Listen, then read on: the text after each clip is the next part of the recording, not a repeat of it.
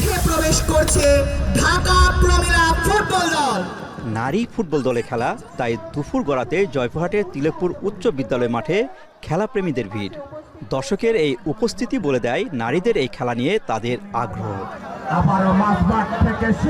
গেল বুধবার জয়পুরহাট ও দিনাজপুরের নারী দলে ফুটবল খেলা ঘিরে তৈরি হয় অপ্রীতিকর পরিস্থিতি। টুর্নামেন্টের আগের দিন বিক্ষুব্ধ একদল জনতা খেলায় আপত্তি জানিয়ে ভেঙে দেয় টিনের বেড়া।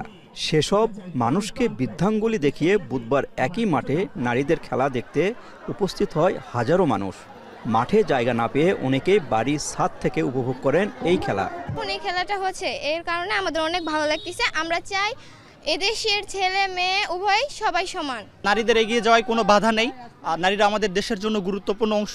ওনারা আমাদের সম্মান এবং অর্জনে গুরুত্বপূর্ণ একটা অংশ হিসেবে ভূমিকা রাখছেন। খেলা চাই, শান্তি চাই, নিরাপত্তা চাই। এজন্য খেলাটা বন্ধ হওয়ার জন্য আমরা মানববন্ধন করেছি। ঢাকা জেলা প্রমিলা ফুটবল দলের সাথে লড়াই করছে জয়পুরহাট প্রমিলা দল। জেলা নারী ফুটবল দলের সভাপতি বলেন, কোনো বাধা নারীদের খেলা বন্ধ করতে পারবে না।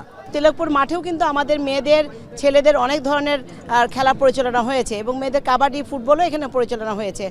লাস্ট যে ঘটনাটি ঘটেছিল আসলে এটি হচ্ছে দুই দলেরই দুই পক্ষেরই কিছু ভুল বোঝাবুঝি থেকে একটা উত্তেজনাকর অবস্থা আসছিল, যেটি হয়তো তারা দুই গ্রুপই তাদের ভুল বুঝতে পেরেছে।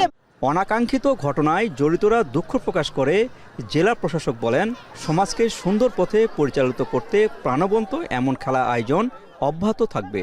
প্রমিলা খেলা এটি একটি সংবিধানের একটি অংশ, রাষ্ট্রীয় অংশ। এটা কোনো নাগরিক আমরা ইচ্ছে করলে এটা ভেটো দিতে পারি না। না বুঝে যদি কেউ করে থাকেন, আমার মনে হয় বোধোদয় উদয় হয়েছে।